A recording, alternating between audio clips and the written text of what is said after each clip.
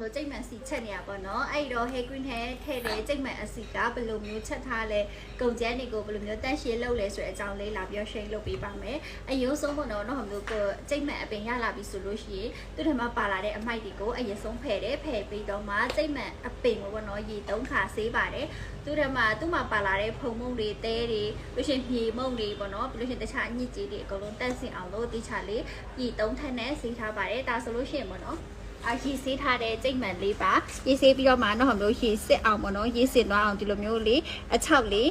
ရေစစ်ထားတာပေါ့နော်6လမ်းတာမဟုတ်ရေစစ်ထားတာရေစစ်ပြီးတော့မှရေနည်းနည်းလေးစစ်သွားပြီးဆိုမှတော့ဟိုတို့ကအစီချက်တာပါအဲ့တော့ဒီရလာတဲ့အပင်ကိုဘယ်လိုမျိုးအစီချက်လဲဆိုလို့ရှိရင်အတူတူလိုက်ကြည့်ကြမယ်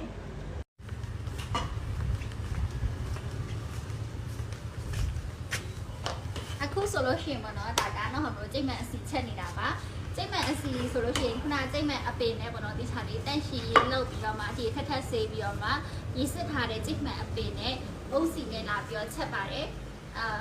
အချိုးစားတော့မပြောတော့ဘူးပေါ့နော်အုပ်စီနဲ့ကြိတ်မှန်နဲ့အဲ့လိုမျိုးလုံးဝသူကြိတ်မှန်ထဲမှာပါတဲ့အစီနစ်တွေထွက်အောင်ဒီချာလေးချက်ထားပါတယ်နော်မီအေးလေးနော်အတိကရေးကြီးဆုံးကမီလုံးဝမများရဘူးမီအေးလေးနဲ့တိချာလေးချက်ရတာပါနော်တို့ဒီအစီရပါတော့လုံးဝစိတ်ယုံပြီးမဆောက်ရသေးဘူးစိတ်ယုံနဲ့လွဲနေတာမဟုတ်တရားဖြစ်တဲ့အတွက်အခုလှုပ်အားလေးနဲ့ပေါ့နော်ကိုတနိုင်တစ်ပိုက်တွားနိုင်တဲ့အနေထားလေးနဲ့ချက်ပြီးတော့မှတိချာလေးစနစ်တကျပေါ့နော်ချက်ပြီးတော့မှဒီဟဲကူရဲ့အစီထဲကိုရောပြီးတော့ထည့်တာပါနော်အကြောင်းမျိုးစီချက်တဲ့ပုံစံကဒီမျိုးလေးဖြစ်နေတာလုံးဝစိတ်ယုံနဲ့ run လို့ရတဲ့အခြေအနေမဟုတ်သေးလို့ပေါ့နော်နောက်ပိုင်းဆိုလို့ရှိရင်စိတ်ယုံအခုအနေနဲ့ run နိုင်အောင်ကြိုးစားတော့ပါမယ်နော်ဒါကတော့ချက်ပီတာကြိတ်မှန်အစီလေးပေါ့နော်ချက်ပီတာဆိုလို့ရှိရင်ဒီလိုမျိုးအခုသူ့ရဲ့ဝတ်မုတ်လေးတွေပါလာတယ်အဲ့ဒါကိုတော့ဟိုမျိုးကနှစ်ခါပြန်ပြီးရေစစ်နဲ့တိချာလေးစစ်ပြီးတော့မှပုံထဲမှာတိချာထည့်တိန်ထားပါတယ်အခုဆိုလို့ရှိရင်ပေါ့နော်တိန်ထားတာကနည်းနည်းပါချက်ချင်းထုတ်တာနဲ့တိတ်ပြီးတော့မတိန်ဖြစ်ဘူးပေါ့နော်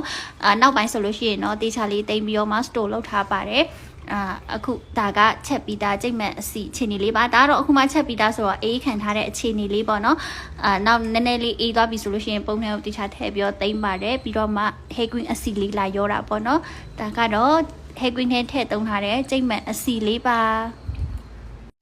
အဲ့တော့ကြိတ်မှန်အစီတက်ပဲသုံးချင်တယ်ဆိုလို့ရှိရင်လည်းလာပြီးတော့မှယူလို့ရပါတယ်အကိတ်ကကြိတ်မှန်စီတဲ့တခြားစီနဲ့ရောပြီးတော့ကိုယ့်ရဲ့ပြည့်ပြောင်းလိမ့်ချင်တယ်ဆိုလို့ရှိရင်လည်း